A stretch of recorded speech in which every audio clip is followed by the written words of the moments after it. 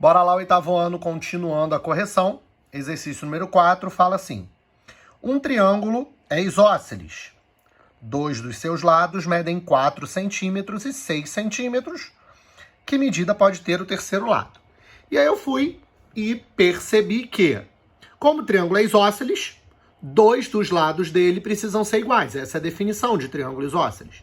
E aí, se um lado mede 4 e o outro lado mede 6, que a gente já conhece, o terceiro lado tem que medir também 4, ou então medir também 6. Então essa é a resposta, ou ele mede 4, ou ele mede 6 centímetros. Questão número 5 diz assim. Os lados de um triângulo medem em centímetros 5, 3 e x.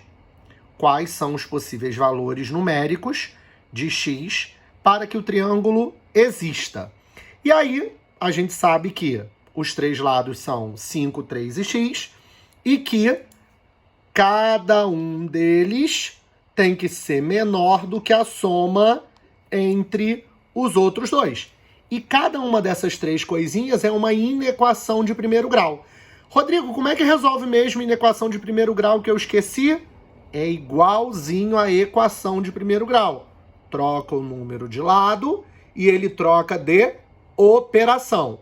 Ou, como no popular que a gente fala, troca o número de lado e ele troca de sinal. E aí eu fiz isso. 5 é menor do que x mais 3. Peguei o mais 3, troquei de lado. 5 menos 3. Eu descubro que 2 é menor do que x. Só que o 3 tem que ser menor do que x mais 5, de onde eu descobriria que menos 2 é menor do que x, ou x é maior do que menos 2, tanto faz. E, no terceiro momento, que x tem que ser menor do que 3 mais 5, e, portanto, que x tem que ser menor do que 8. Então, eu sei que o meu x tem que ser, ao mesmo tempo, maior do que o 2, maior do que o menos 2 e menor do que o 8. Portanto, a minha conclusão é de que os valores de x estão entre 2 e 8. O exercício 6 é parecidíssimo com o 5. A diferença é que no número 6 ele diz que os lados, o lado desconhecido do triângulo também é um número inteiro e pergunta quais são os possíveis números inteiros assim construídos. E aí eu fiz o mesmo processo.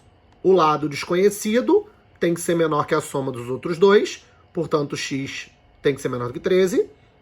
O 9 tem que ser menor do que x mais 4, então 5 é menor do que x. E o 4 tem que ser menor do que x mais 9, portanto menos 5 é menor do que x.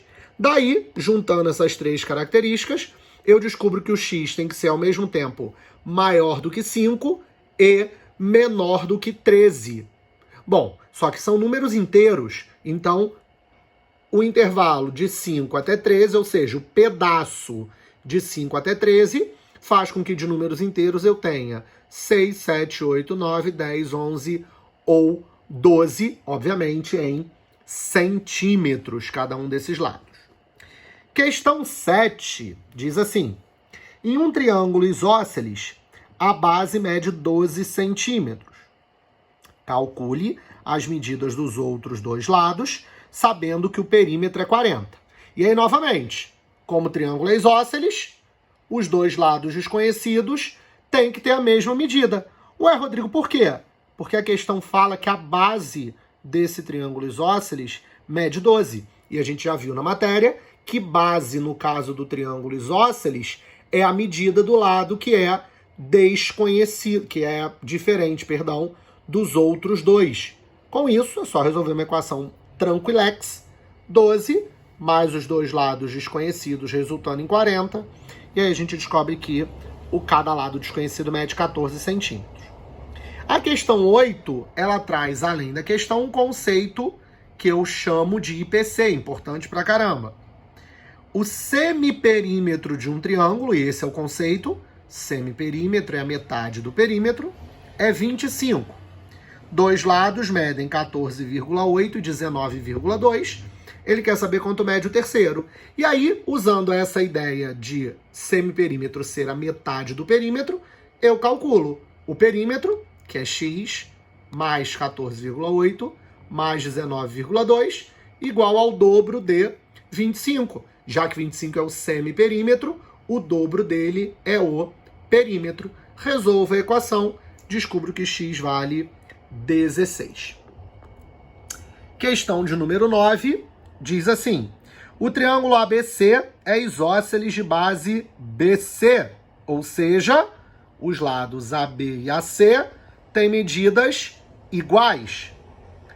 Ele quer saber o valor de x. Bom, o lado AB mede 2x mais 7, o lado AC mede x mais 5, e eles são iguais. Daí é só resolver a equação, 2x menos 7 igual a x mais 5, obtendo x igual a 12. E o último dessa bateria de correção de hoje diz assim: determine x e y e a medida do lado do triângulo equilátero ABC, sabendo que as medidas são aquelas que estão ali.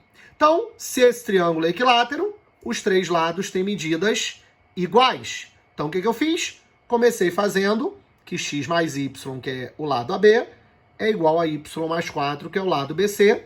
Daqui eu descobri que x é igual a 4.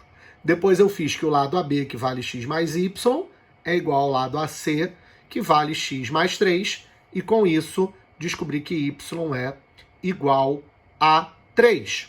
Para completar, eu descobri que, como todos eles são iguais, y mais x, ou x mais y, é a medida do lado do triângulo e, portanto, esse triângulo tem medida do seu lado igual a 7. Beleza, povo? Então, na quarta-feira, a gente finaliza a correção desses exercícios da página 114 e continua a nossa matéria de triângulos na geometria. Tá beleza, meu povo? Até mais, então!